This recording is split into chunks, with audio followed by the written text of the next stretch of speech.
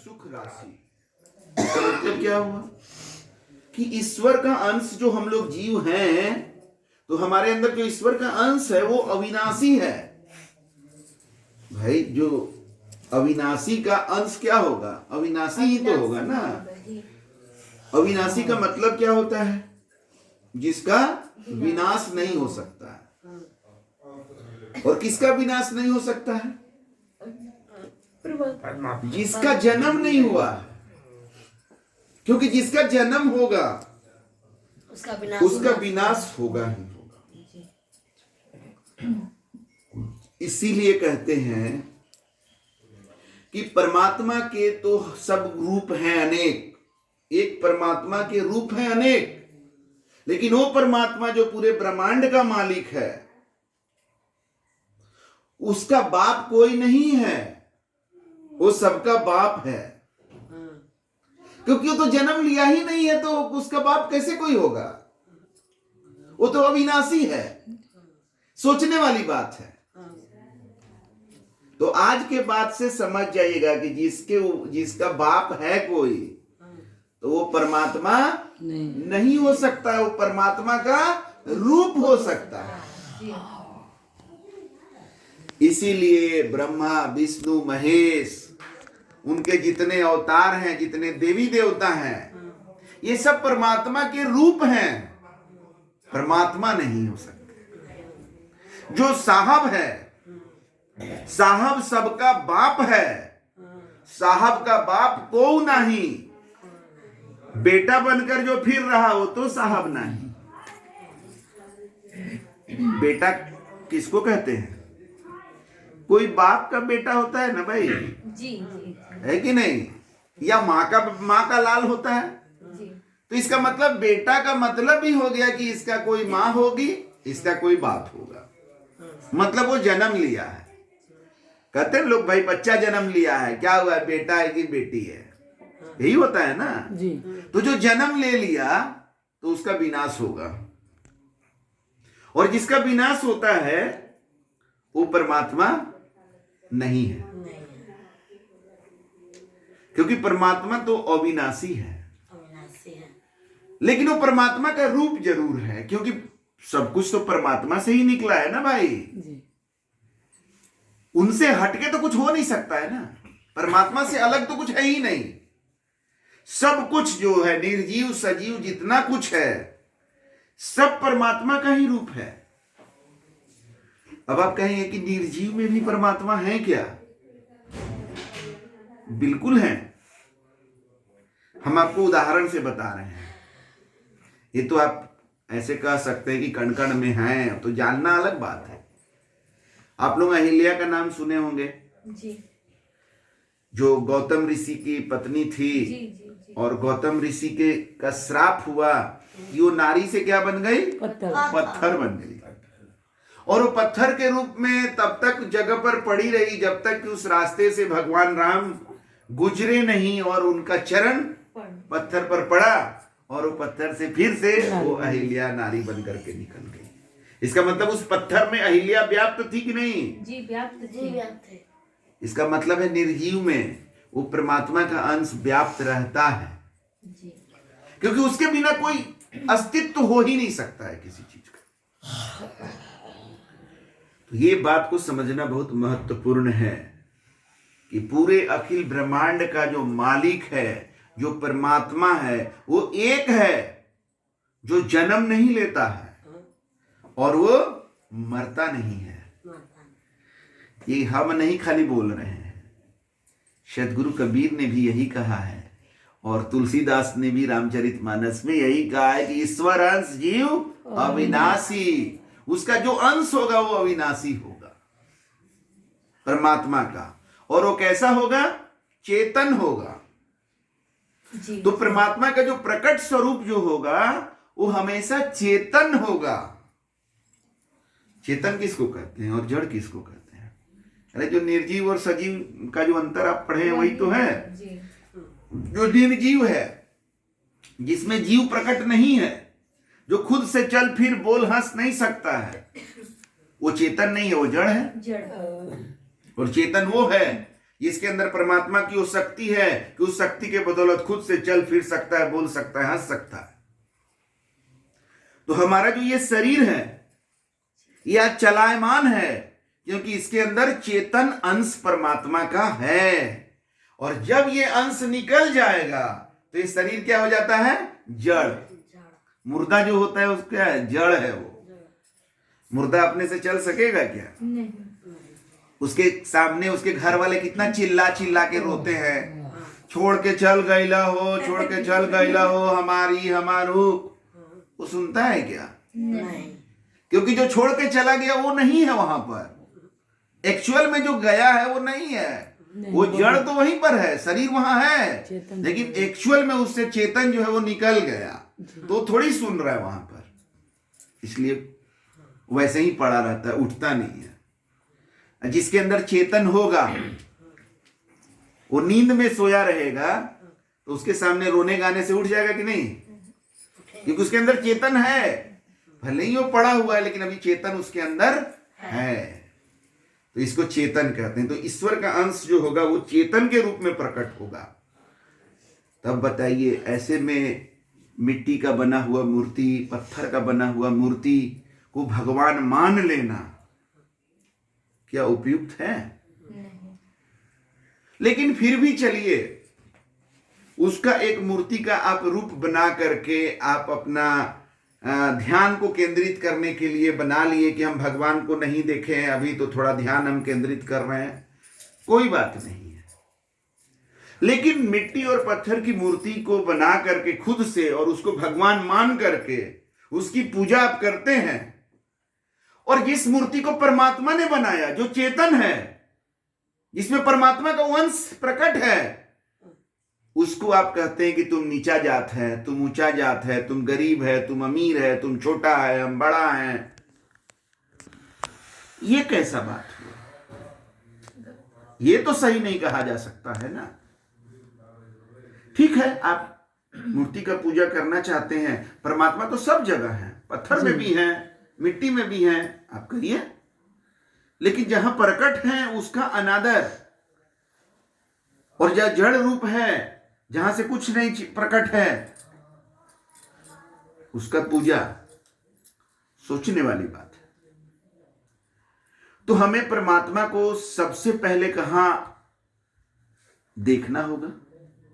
अपने अंदर। सबसे नजदीक जहां पर है वही ना, सबसे नजदीक जो है। तो परमात्मा सबसे नजदीक कहां पर है तो सब जगह। सबसे नजदीक तो मेरे अंदर ही है ना भाई।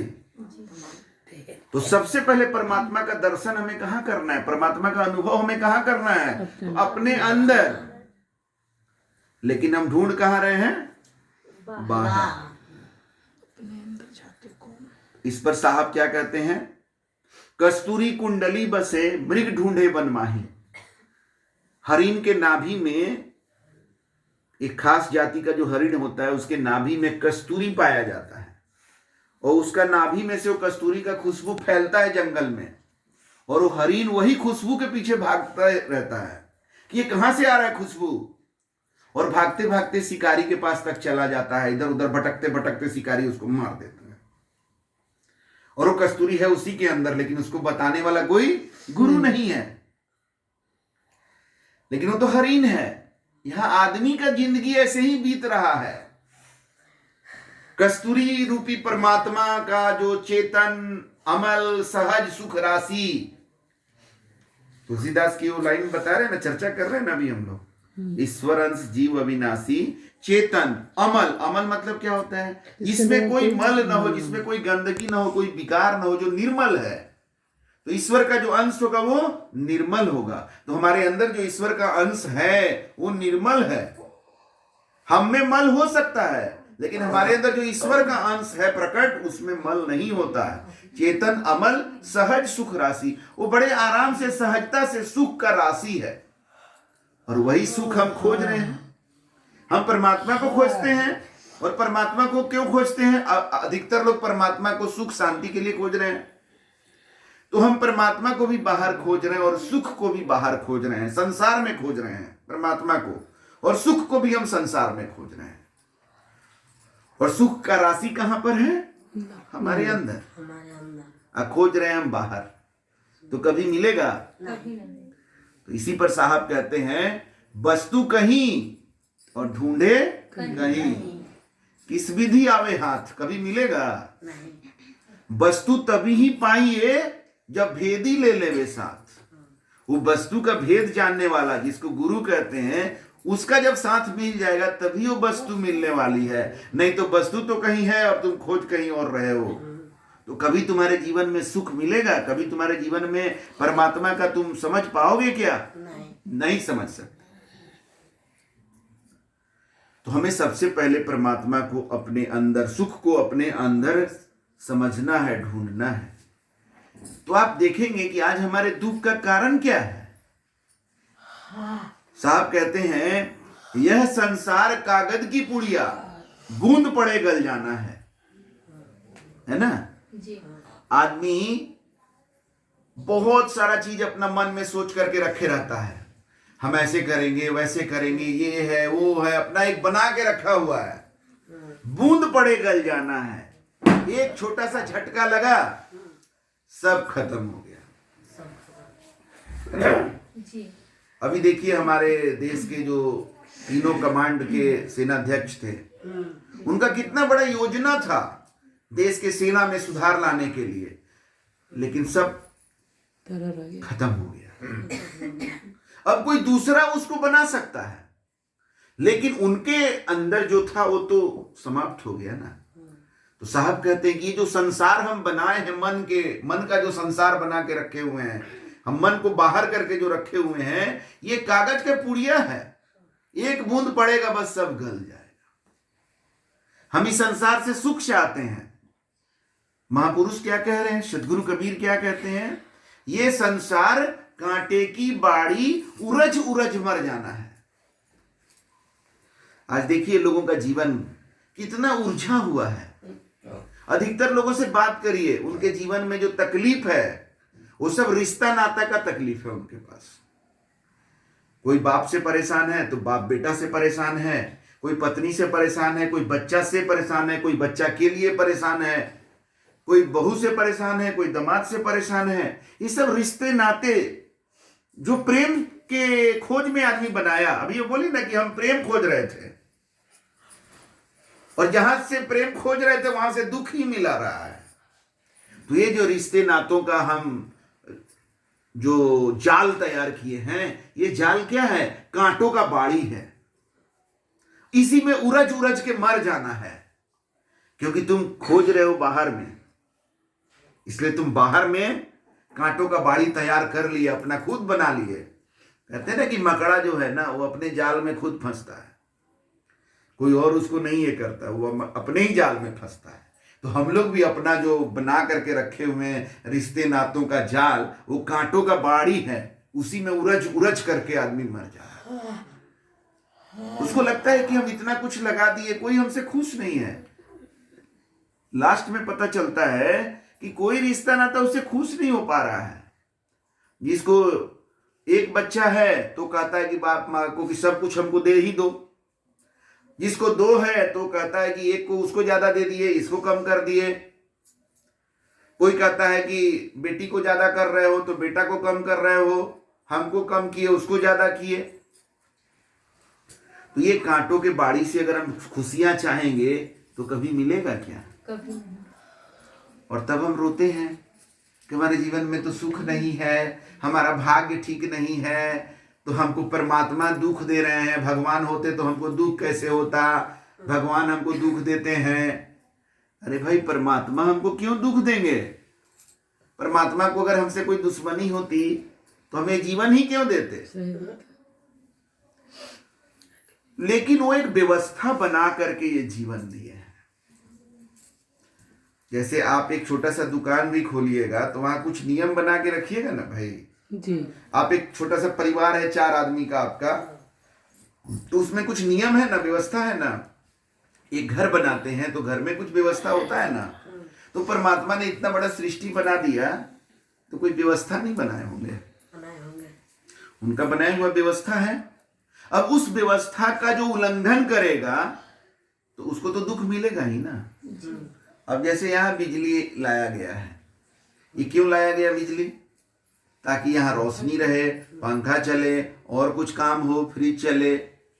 अब इसके अंदर कोई उंगली घुसाएगा तो उसको तो करंट मारेगा ना, और तब बिजली विभाग को बोलेगा कि तुम लोग मार दिया हमको। तो क्या बिजली विभाग इसके लिए बिजली दिया कि तुम उसमें उंगली घुसाओ? वो अपना सुविधा के लिए दिया है। उसी तरह से परमात्मा के नियमों के साथ जो छेड़छाड़ करता है उसको दुख मिलता है। तो परमात्मा के नियम को समझना बहुत जरूरी है। जैसे देश का नियम कानून जानना जरूरी है, नहीं जानेंगे तो फिर पुलिस तंग करेगी आपको, है ना। अगर मोटरसाइकिल पर हेलमेट पहनने का नियम लागू किया जा रहा है और आप बिना हेलमेट पहने जाइएगा तो पुलिस तंग करेगी कि नहीं तंग करेगी? करेंगे। तो जिसको जानकारी है वो हेलमेट पहन लेता है, भाई क्या लफड़ा करना है, तो फिर पुलिस तो उसको जाने देती है। जहां देखा अरे हेलमेट नहीं पहना, रोक इसको, चल रहा है बेटा इधर, या तो नियमानुसार जुर्माना भरो, नहीं तो साइड से लाओ 200-400, कहीं ना कहीं तो तुमको टॉर्चर करेंगे ही हम, क्योंकि तुम नियम को तोड़ रहे हो। तो अगर देश का नियम तोड़ने पर सजा मिलता है, परमात्मा का नियम तोड़ोगे तो सजा नहीं मिलेगा? मिलेगा ना। लेकिन देश का नियम पता है, परमात्मा का नियम पता नहीं है। अब झारखंड है बगल में, बिहार के, उत्तर प्रदेश है बगल में, वो सब जगह दारू पीने से, खुलेआम दारू पीने से, दारू लेके घूमने से कोई सजा नहीं है। लेकिन बिहार में तो है। अब कोई उत्तर प्रदेश का और झारखंड का बिहार में आकर के वैसे ही दारू का बोतल खोल के पिएगा और पुलिस देख ली तो जेल जाएगा कि नहीं जाएगा? गया भाई चला गया जब जेल तो कहता अरे ये क्या हो गया, ये काम तो मैं झारखंड में करता था। अरे तो झारखंड में करता था ना, बिहार का नियम तुमको नहीं मालूम है ना भाई। अब बिहार में आ गए तो यहाँ का नियम जानो ना। तो उसी तरह से ये सृष्टि में परमात्मा का जो नियम है उसको नहीं जानोगे तो परमात्मा भी जेल बनाए हुए हैं। परमात्मा का जेल आप लोगों को मालूम है क्या है? हाँ सर, क्या है? 84 लाख तो वही है। यस, ये जो कुत्ता बिल्ली और सांप बिच्छू कीड़ा मकोड़ा का जो जिंदगी है वो परमात्मा का जेल है। और एक वो जेल से निकलता है तो दूसरा जेल में, जैसे मच्छर है वो भी एक जेल है परमात्मा का। अब देखिए मच्छर को हम लोग ऐसे मारे बस मर गया तो क्या वो मुक्ति हो गया उसका? कुछ लोग कहते ना मार दिए इसका मुक्ति कर दिए, उस रूप मच्छर से निकल गया, अब दूसरा में जाएगा, क्योंकि जितना का उसको सजा मिला उतना उसको काटना पड़ेगा। परमात्मा के जेल में भ्रष्टाचार नहीं है ना, सजा उनका जो सजा है उसमें कोई भ्रष्टाचार नहीं है, कोई आपको उपाय नहीं है, वो सजा आपको भोगना ही पड़ेगा। टेबल के नीचे नहीं है। तो परमात्मा के नियमों को तोड़ेंगे तो कहाँ सजा मिलेगा? कुत्ता बिल्ली सांप बिच्छू ये सब जोनी जो बना है वो सब जो जीव है तो उसी का है। अब कुछ लोग कहते हैं कि ये सब झूठ मूठ कर डराया जाता है। हम एक फिल्म है ओ माई गॉड, उसमें दिखा रहा है कि ये लोग जो बाबा लोग हैं ये लोग डराते हैं कि ऐसा करोगे तो कुत्ता बन जाओगे। अरे मूर्ख, हम पूछते हैं तुमसे कि जो परमात्मा पूरे ब्रह्मांड का मालिक है वो क्या भेदभाव करता है कि हमको आदमी बना दिया और किसी को कुत्ता बना दिया? वो सबको समान बनाए। अपना गलत कर्मों के कारण नीचे के जोनी में लोग जाते हैं, जीव नीचे के जोनियों में अपने गलतियों के कारण जाता है। और नहीं तो हमको एक्सप्लेन करके बताओ ना कि कैसे परमात्मा अलग अलग इस तरह का भेदभाव किए हुए हैं। सारे तो जीव हैं, कुत्ता के अंदर भी जीव है, हमारे अंदर भी जीव है, हमको ऐसा बना दिए उसको वैसा क्यों बना दिए? जीव सारा है, एक है, लेकिन अपने अपने कर्मों के कारण वो नीचे के जोनियों में जाता है। तो ये परमात्मा का नियम को समझना कितना महत्वपूर्ण होगा ये बात को समझ लीजिए जी। क्योंकि वहां पर कोई वकील नहीं मिलेगा आपको, नहीं, वहां पर कोई जज को पैसा दे करके और किसी को इधर उधर करके सेटिंग करके आप नहीं निकल सकते हैं। वहाँ फैसला मानना है। इसलिए परमात्मा के नियम को जानना बहुत महत्वपूर्ण है। और परमात्मा के नियम को बताने वाले जो होते हैं उन्हीं को तो गुरु कहते हैं, उन्हीं को संत जन कहते हैं। जो परमात्मा के नियम को बता देते हैं कि गलत काम क्या है और सही काम क्या है, क्या करना चाहिए क्या नहीं करना चाहिए। ये अगर हम जान गए तब कोई भी जानबूझ करके जेल जाने वाला काम तो नहीं करता है। नहीं। फिर भी कुछ लोग हैं जो उनको लगता है कि ऐसा कर देंगे लेकिन कुछ होगा नहीं, हम बच जाएंगे। तो शायद कि बिहार के पुलिस से बच सकते हैं लेकिन परमात्मा के पुलिस से नहीं बच सकते।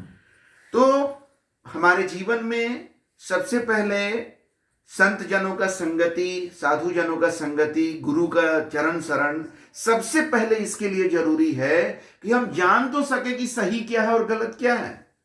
वरना अपने मन से चलेंगे हम तो वही हो जाएगा, झारखंड वाला नियम बिहार में लगाएंगे, जेल चल जाएंगे। फिर आज बहुत लोग बलि देते हैं भगवान के नाम पर, बकरा का बलि, मुर्गा का बलि, कहीं पर भैंसा का बलि देते हैं। तो अपने हिसाब से तो बहुत अच्छा काम कर रहे हैं, लेकिन उनके हिसाब से अच्छा करने से वो अच्छा हो तो नहीं ना जाएगा। अरे तुमको अगर बलि देना है तो अपना दे दो ना, खुद का बलि दे दो, तब माना जाएगा ना कि तुम बहुत बड़ा बलि देने वाला हो। और नहीं तो शेर का बलि चढ़ाओ, बहादुर हो तो शेर का बलि चढ़ाओ भगवान के नाम पर। तो तुम कमजोर मुर्गा को पकड़ते हो, बकरा बकरी को पकड़ करके उसका बलि चढ़ा देते हो। अरे बलि अपना भी नहीं चढ़ाना है क्योंकि ये जीवन इतना महत्वपूर्ण है, मिला है। बलि अपने गलतियों का चढ़ाना है, लेकिन उसको ऐसा गुरु मिले तब ना बताएगा। तो कितना पाप कर रहा है क्या समझ करके कि बहुत बड़ा भक्ति का काम कर रहा है। इसीलिए जीवन में गुरु सबसे पहले इस बात के लिए होना चाहिए कि हमको समझ में तो आए कि सही क्या है गलत क्या है। न्याय के नाम पर लोग अन्याय करते हैं, भेदभाव, जात पात को मानते हैं कि नहीं हम बहुत अच्छा कर रहे हैं, हम अपने जात के लोगों को जो है ना हम बढ़ावा देंगे, दूसरे जात वाले को पीछे कर देंगे। चुनाव आ जाएगा तो अपना जात वाला को जिताना है। अरे भाई गुण तो देखो, केवल जात के नाम पर वोट दे देना, चुनाव ये कर देना, जात के नाम पर किसी को परीक्षा में ज्यादा नंबर दे देना, किसी को मदद कर देना केवल जात के नाम पर। अरे मदद मानवता के नाम पर हमें करना है, लेकिन हम जात के नाम पर करते हैं, ये भेदभाव करते हैं, तो ये परमात्मा के नियम के विरुद्ध है। परमात्मा ने जात पात नहीं बनाया है, परमात्मा हिंदू मुसलमान नहीं बनाए हैं। तो इस जितना तरह का आदमी और आदमी के बीच जो भेदभाव किया जाता है, ये सब परमात्मा के नियम के विरुद्ध है। अमीर गरीब का भेदभाव, जात पात का भेदभाव, सांप्रदायिक भेदभाव, ये सारा परमात्मा के नियम के विरुद्ध है। हमारा जो जीवन है वो समतावादी होना चाहिए। सारे मानव, और मानव ही क्यों, जानवरों में भी वही जीव है जो हमारे अंदर है। तो सारे जीव को हमें एक समान, सबके साथ दया और प्रेम का व्यवहार हमें करना है। कठिन लग रहा है? नहीं सर, करना पड़ेगा। नहीं करेंगे तो परमात्मा के नियम के विरुद्ध आप हैं तो आपको मिलेगा सजा, भोगना पड़ेगा, कर्म का सजा भोगना पड़ेगा। आज जो संसार के बारे में बताया आपको कि ये संसार झार और झंखर, आग लगे जल जाना है। ये संसार कागज की पुड़िया, बूंद पड़े गल जाना है। ये संसार कांटों की बाड़ी, उरज उरज मर जाना है। तो ये जो संसार के बारे में बता रहे हैं आपको, तो आप चाहिएगा कि संसार से हम सुख ले लेंगे, संसार से हमें शांति मिल जाएगा, तो आपको कभी नहीं मिलेगा। जब मिलेगा तब आपको अपने अंदर जो परमात्मा का अंश है उससे जब आप जुड़ेंगे, परमात्मा के नियमों पर अपने जीवन को चलाएंगे, तभी आपके जीवन में सुख शांति मिलेगा। परमात्मा दुख नहीं देते हैं, दुख हम लेते हैं। गलत कर्म करके, गलत मन के द्वारा, गलत वचन के द्वारा हम दुख लेते हैं। आज आप अधिकतर लोगों से बात करिए कि अच्छा आपको उस आदमी से क्या प्रॉब्लम है, वो आपका क्या बिगाड़ा है, तो आपको बताएगा कि बिगाड़ा तो कुछ नहीं है, लेकिन वो ना हमको ऐसे बोला था। सोचिए जरा सा, कुछ नहीं बिगाड़ रहा है एक दूसरे का, वहां पर भी इतना संबंधों में खटास है। उसका कारण सिर्फ वचन है, गलत वचन। तो साहब कहते हैं वाणी ऐसी बोलिए मन का आपा खोए। अपना जो घमंड है उसको खो करके वाणी बोलिए। अपना बड़प्पन में रहिएगा कि हम बहुत बड़ा हैं, वैसा वाणी बोलिएगा तो दूसरे को दुख होगा। वाणी ऐसी बोलिए मन का आपा खोए, औरन को शीतल करे आपहु शीतल होए। ऐसा वाणी बोलना है। वाणी एक अनमोल है, जो कोई बोले जानी। अगर बोलने आए तब वाणी तो अनमोल है, लेकिन बोलने नहीं आता है तो वाणी कैसा हो गया है? बेमोल हो गया है, कोई मोल नहीं है, कोई वैल्यू नहीं है। जैसे कोई आदमी अगर आपसे बताए कि देखिए ना हमको जो है ऐसे बोल दिया वैसे बोल दिया, हमको नीचा दिखाया, तो आप क्या बोलेगा? छोड़ ना, जाने दो उसका बात, फालतू आदमी है, काहे के लिए दुखी मान रहे हो उसके बात को? तो उसका बात फालतू हो गया ना। क्यों? क्योंकि बिना सोचे समझे बोला। तो जब हम सोच समझ कर बोलेंगे, वाणी एक अनमोल है, जो कोई बोले जानी। अगर हम तरीका से बात करेंगे, सोच समझ के बात करेंगे, तो मेरे वाणी का मोल होगा। जो सोच समझ के बोलने वाला आदमी है, वो अगर किसी आदमी के बारे में बोल दिया कि नहीं उसका ये चीज हमको अच्छा नहीं लगा, तो अगला को सोचना पड़ेगा कि आखिर वो कैसे बोला। जरूर कुछ है गड़बड़ी मेरे में, तभी वो ऐसा बोला है। आपके वाणी का अगर मोल होगा तब। लेकिन आप ऐसे ही अनाप शनाप बोलते रहते हैं, छोड़ो उसका बात का कौन वैल्यू है, छोड़ो हटाओ उसका बात। तो आप कैसा चाहते हैं? आपको अपना वाणी का मोल चाहिए जी, मोल चाहिए। तो पहले हृदय में तौलिए, तब उसको बोलिए। अंदर तराजू है जो बताता है कि ज्यादा हो रहा है, कम हो रहा है, तो सही ढंग से हृदय से तौल करके तब बोला करिए। मुंह मिल गया है, बकर बकर बकर बकर करते रहेंगे तो आपका वाणी का वैल्यू नहीं रहेगा। सोच समझ के बोलेंगे तो आपका वाणी का वैल्यू रहेगा। और आपके वाणी से दूसरे को दुख होगा तो क्या होगा? साहब कहते हैं मंदिर तोड़ो मस्जिद तोड़ो, ये तो खास मुजाका है, पर किसी का दिल मत तोड़ो, ये घर खास खुदा का है। तो आपके वाणी से अगर किसी का दिल टूट रहा है तो आप खुदा का घर को तोड़ रहे हैं। सोचिए तो क्या होना चाहिए आपके साथ? आपका घर कोई तोड़ेगा तो आप उसको क्या करिएगा? सोचिए, आप खुदा का घर तोड़ रहे हैं तो क्या क्या होना चाहिए? सोचिए जरा सा।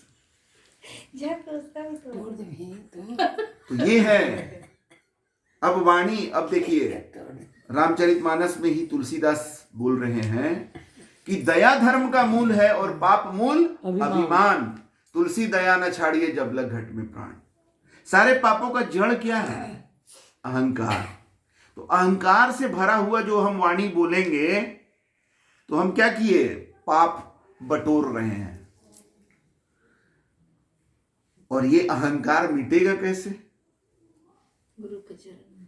ये तभी मिटेगा जब हम गुरु के चरणों में अपने को समर्पित करेंगे। हमको अपने को मिटाना पड़ेगा, अपने मैं को मिटाना पड़ेगा। तो ये मैं को अगर आप मिटा दिए संसार में, तो संसार में मैं को मिटाइएगा तो क्या होगा? ये संसार कैसा है कि आप उसके सामने अगर बंदगी करने के लिए झुक रहे हैं तो आपके पीठ पर लात रख करके चढ़ जाएगा। तो ये संसार के सामने समर्पित होंगे तो आपको कुचल देगा, और गुरु के सामने समर्पित होंगे तो क्या होता है? गुरु उठाते हैं, गुरु उठा करके अपने बराबरी में ले आते हैं। तो समर्पित तो होना है, अपने मैं को मिटाना है। मैं को एक दिन नहीं भी मिटाएगा तो एक दिन मिट जाएगा ये। तो कहां पर इसको मिटाया जाए? संसार में मिटाया जाए कि गुरु के चरणों में मिटाया जाए? गुरु के चरण में।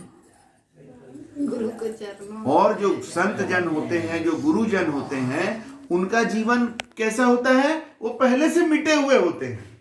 अहंकार वाले कभी गुरु हो ही नहीं सकते हैं। सच्चे गुरु कभी अहंकार वाले हो ही नहीं सकते। संतों के पास अहंकार हो ही नहीं सकता है। अगर अहंकार है तो संत नहीं है, और संत है तो वहां अहंकार नहीं है। तो उनका जीवन खुद मिटा हुआ है। किसके लिए मिटा हुआ है? किसके नाम पर मिटा हुआ है? परमात्मा के नाम पर। तो जो जिस चीज में मिट गया तो वही चीज हो जाएगा ना। जी जी। अगर पानी को समुद्र में डाल दीजिएगा तो पानी क्या हुआ, समुद्र हो गया। तो हम अपने जीवन को परमात्मा में मिटा दिए तो मेरा जीवन क्या हुआ, परमात्मा मैं हो गया। तो गुरु के चरण में जब हम मिटते हैं तो हम कहाँ मिल गए जाकर के, हम गुरु में मिल गए, मतलब हम परमात्मा में ही मिल गए और मेरा मैं मिट गया, अपने को मिटा दिया, अपना मैं मिटा दिए गुरु के चरण में कि हम कुछ नहीं है, जो है सो आप है। ये वाला अगर अभ्यास करके देखिए संसार वाले लोगों से, हम कुछ नहीं है, जो है सो आप हैं, तब देखिए कि वो क्या करेगा आपका। देखते हैं ना, ट्रेन व्रेन में लोग जाते हैं, किसी पर थोड़ा भरोसा कर लिए तो वो उसका कुछ खिला उला करके साथे उसको लूटपाट कर लिया। तब तो लोग आजकल अनजान आदमी कुछ खाने के लिए देता है तो नहीं ग्रहण करते हैं लोग। जी। लोगों के अंदर एक डर है, ये संसार के सामने अगर आप प्रेम करने चलते हैं, अपने को मिटाते हैं तो आपको लूट लेता है, जी। आपका यूज एंड थ्रो कर देता है, गन्ना के जूस की तरह। गन्ना में से जब आप पूरा रस निकाल लेते हैं तो क्या करते हैं, उसको थ्रो कर देते हैं ना, फेंक देते हैं ना। तो ये संसार में अपने को मिटाइएगा तो ये संसार आपको यूज एंड थ्रो कर देगा।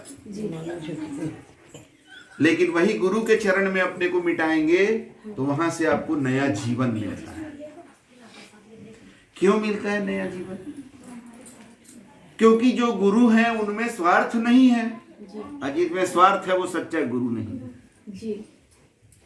तो जब गुरु में स्वार्थ नहीं है तो गुरु में क्या है, परमार्थ है। जी। साधु तरुवर सरोवर संत जन, चौथा बरसे में परमारथ के कारणे चारों धारिंदे। ग्रंथों में वर्णन है। तरुवर कहते हैं पेड़ को, सरोवर कहते हैं नदी तालाब, इसको सरोवर कहते हैं। संत जन और चौथा बरसे में बादल। ये चारों का जीवन किसके लिए है, परमारथ के कारणे चारों धारिंदे। आम का पेड़ क्या आम अपने खाने के लिए पेड़ बनाता है? आम नहीं, दूसरे के लिए बनाता है। वो पेड़ पूरा अपना मिट्टी में से सारा पोषक तत्व लेकर के इतना साल तक जमीन पर अपना जड़ बना हुआ रहता है और जो चीज फाइनल प्रोडक्ट देता है आम, वो किसके लिए होता है, दूसरे के लिए होता है। तालाब पानी अपने पीता है क्या? बादल पानी किसके लिए रखे हुए हैं? वो तो बरसाने के लिए ही रखा हुआ है। वैसे ही संतों का जीवन किसके लिए होता है, संसार के लोगों के लिए होता है कि हमने अपने को परमात्मा में गुरु में मिटा दिया, मेरा जीवन का कल्याण हो गया। अब हम यही चाहते हैं कि आप सबों को वो चीज बताएं। अभी प्रियंका जी बोल रही थी ना कि हमको जब गुरु के चरण में मिटने के बाद हमारे जीवन में जो बदलाव आया तो हम सबसे पहले क्या चाहेंगे कि अपने लोग जो नजदीक के लोग हैं सबसे पहले उनको ये बताएं, उनको ये दें। तो संतों का जीवन जो है वो परमार्थ के लिए होता है।